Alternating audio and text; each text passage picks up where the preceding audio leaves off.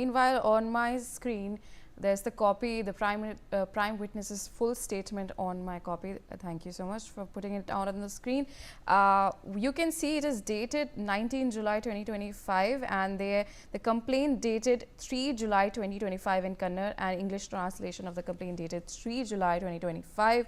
And this FIR was dated 4 July 2025 in Kannada as well. But meanwhile, I'd like to take you to the English section of this. This is to the Superintendent of Police, Dakshina Kannada District, Mangaluru, Karnataka, and the subject is complaint regarding the forced burial of numerous dead bodies of murder and rape murder victims in Dharmasthala village and surrounding areas under continuous threat to my life, and a request for exhumation of skeletal remains of dead bodies previously buried by me in the presence of police. Request for immediate first information report and witness protection. In this, he has written, and I quote, "I am filing this complaint with an extremely heavy heart and to recover from an insurmountable sense of guilt. I can no longer bear the burden of memories of the murders I witnessed, the continuous death threats to bury the corpses I received, and the pain of beatings that if I did not bury those corpses, I would be buried alongside them. Through this, I am requesting that the information I am revealing about numerous murdered men and women and many girls and women who were raped and murdered be investigated urgently and that protection be provided to me and my family." He further says, "I left Dharmasthala overnight 11 years ago. I took my small family with me. I hid in a neighboring state. Even though I was away from Dharmasthala, the certainty that my family and I could be murdered at any moment like those before us haunted us daily. I was born into what is said to be the lowest caste. From 1995 to December 2014, I worked as a sanitation worker under the Dharmasthala temple, and daily I performed cleaning work near the Netravati river and in surrounding areas. What began as a regular employment later turned into work of covering up evidence of extremely horrific crimes. At the beginning of my employment, I noticed dead bodies appearing. Initially, I thought these were suicides or bodies that had accidentally drowned in the river, and among them women's bodies were more numerous. And many female corpses were found without clothes or undergarments. Some corpses showed clear signs of sexual assault and violence. Injuries or strangulation marks indicating violence were visible on those bodies. Around 1998, instead of reporting these bodies to the police, my supervisors instructed me to secretly dispose of these bodies. When I immediately refused and responded that these deaths should be reported to the police, I was severely beaten. In rage, they threatened me that I refused to follow their instructions or I would tell anyone about it. They said, "We will cut you into pieces. Your body will also be buried like the other corpses." And they said, "We will sacrifice all your family members." They said that the person who previously performed this work, quote, "disappeared," unquote, as soon as he hesitated. There was no doubt in their threat. It was obey or be cut into pieces along with your family. The supervisors would call me to specific locations where dead bodies were present. Many times these bodies were of minor girls, women. The absence of undergarments, torn clothes, and injuries to their private parts indicated brutal sexual assault on them. Some bodies also had acid burn marks. There is one incident that has haunted me greatly. In 2010, supervisors sent me to a location about 500 meters from a petrol pump in Kalleri, and there I found the body of a teenage girl. Her age could be estimated between 12 to 15 years. She was wearing a school uniform shirt. However, her shirt and undergarments were missing. Her body showed clear signs of sexual assault. There were strangulation marks on her neck. They instructed me to dig a pit and bury her along with her school bag. That scene remains disturbing to this date. Another disturbing incident was of a woman's dead body in her 20s. Her face had been burned with acid. That body was covered with a newspaper. Instead of burying her body, the supervisors instructed me to collect her footwear and all her belongings and burn them with her. And I witnessed many incidents where poor and destitute men who came for begging in the Dharmasthala area were systematically murdered. The method of killing them was extremely cruel. They would be tied to chairs in rooms and suffocated from behind using towels. These murders took place in my presence. I was instructed to bury these bodies in distant forest areas. During my employment period, I buried dead bodies in several locations throughout the Dharmasthala area. Sometimes, as instructed, I burned dead bodies using diesel. They would instruct me to burn them completely so that no trace would be found.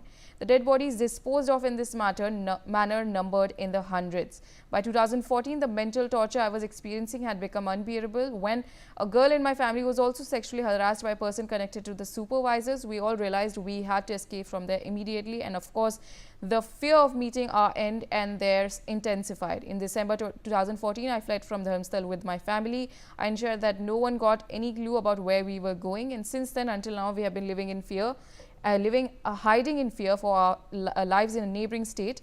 We have been changing residences too. However, I'm still under the burden of guilt that does not subside. But my conscience no longer allows me to continue this silence. I have decided that everyone should know about those who became dust and who were responsible for their rape and murder despite the danger attached to my family. I've decided that I must speak, and as proof of what I'm saying, I recently secretly went to a place in Dharmasthala where I had burned a dead body and exhumed the skeleton. I'm ready to give details of the location to the investigating officer. I'm submitting a photograph of this skeleton and the skeleton itself with this complaint. Throughout the Dharmasthala area, I'm ready to show the investigating officer the places where I'm inevitably and secretly buried dead bodies just so that I could save my life. I'm now ready to exhume the remains of the bodies I buried in the presence of the police.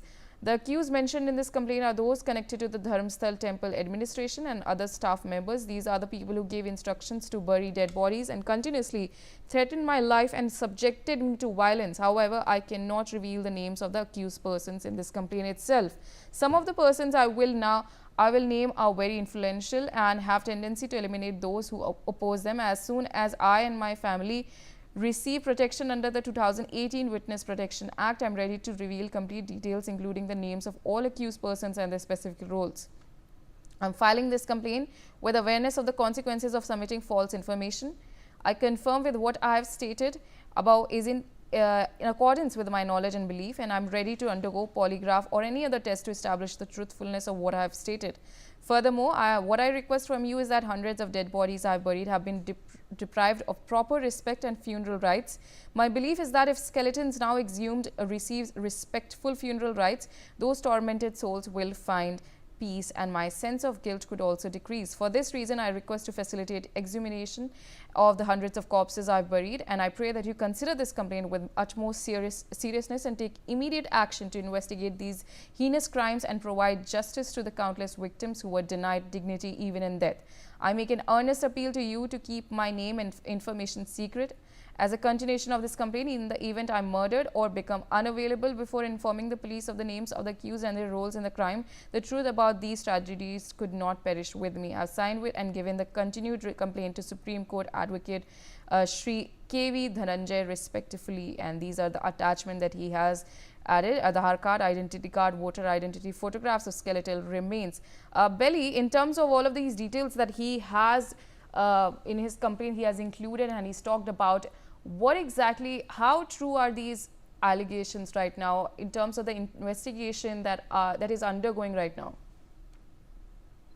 Absolutely, Ria. So these are the submissions that have been made by the sanitation worker who has appeared out of nowhere, and he has provided it to the law enforcement authorities. Now, what the law enforcement authorities does is that was like, they are collecting the details of the unnatural deaths registered within the Dharmasthala police stations as of now, and they are kind of corroborating if any events would match with this particular incident that he has gone on to mention in this complaint. So in one case, you could have seen in 2010 there was he was talking about a schoolgirl who has been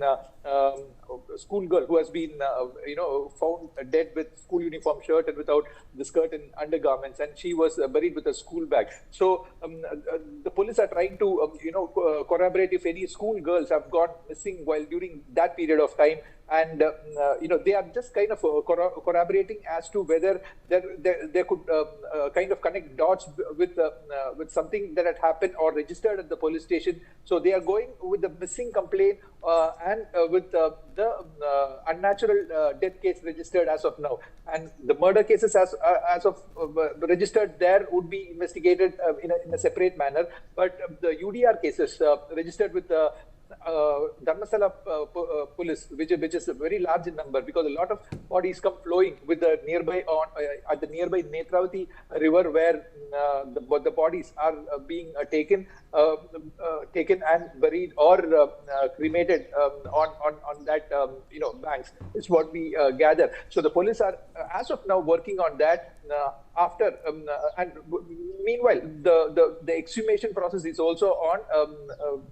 Sub-inspector has been entrusted to work on this, and his team has been entrusted to work on this case. And there is a demand of an SIT that needs to be formed here in Dharmasthala, which should be a court-monitored probe and headed by an IPS officer, is what the demands of the advocates are. However, the government has told that the police team itself is very capable and efficient of carrying out this investigation, and they will do their best, as the chronicity of the crimes alleged had happened from 1998 onwards until 2014. So all the investigations on that front are underway, and it is going on as we speak. Yes.